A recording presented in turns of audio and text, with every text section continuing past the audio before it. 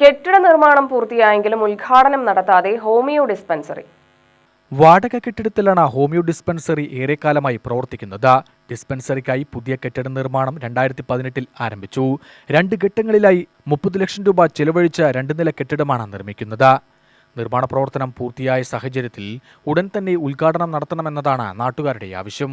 അസൗകര്യമുള്ള വാടക കെട്ടിടത്തിൽ നിരവധി രോഗികളാണ് ചികിത്സയ്ക്കായി എത്തിക്കൊണ്ടിരിക്കുന്നത്. ഡിസ്പെൻസറിയുടെ ഉദ്ഘാടനം ഉടൻ നടത്തണമെന്ന് വാർഡ് മെമ്പർ ആവശ്യപ്പെട്ടു. ഹോമിയോ ഡിസ്പെൻസറിയാണ് ഇത് കാണുന്നത്. ഇതിപ്പോൾ വാടക കെട്ടിടത്തിലാണ്.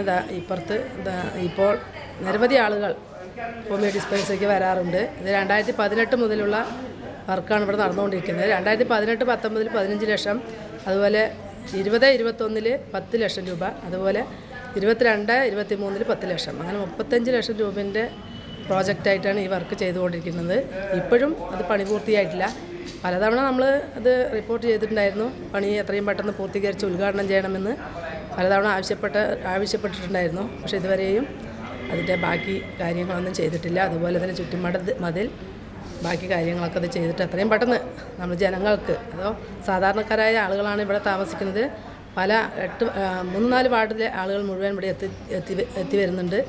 അവർക്കൊരു സൗകര്യപ്രദമായ രീതിയിൽ ഒരു കെട്ടിടം കൊണ്ടുവരാനും, അതുപോലെ അവിടെ ആളുകൾ വന്നിരിക്കാനും അതിനുള്ള സജ്ജീകരണം എത്രയും പെട്ടെന്ന് ഉണ്ടാകണമെന്ന് മാത്രമാണ് എപ്പോഴും നിരന്തരമായിട്ട് ഞാൻ പറഞ്ഞുകൊണ്ടിരിക്കുന്നത്.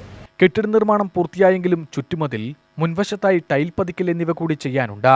ഇതിനൊക്കെയായി 10 ലക്ഷം രൂപ ഗ്രാമപഞ്ചായത്ത് വകയിരുത്തിയിട്ടുണ്ട്. ഈ വർഷം തന്നെ ഉദ്ഘാടനം നടത്താനാകുമെന്നാണ് പഞ്ചായത്ത് ഭരണസമിതിയുടെ പ്രതീക്ഷ. UTV news, Palakkad.